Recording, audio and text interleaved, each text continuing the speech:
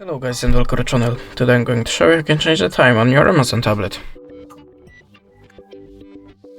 So, in the first thing, open the settings, now go to the device options and tap on the date and time.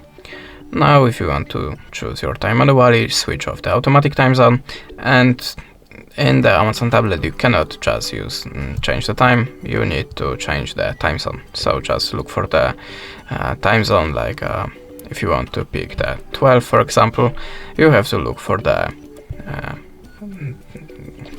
time zone 00. Like in the Europe, and you can see there we have a plus something, and now click continue, and there we have our 12 PM. That's it. Thanks for watching. Leave us a subscribe, recommend, and goodbye.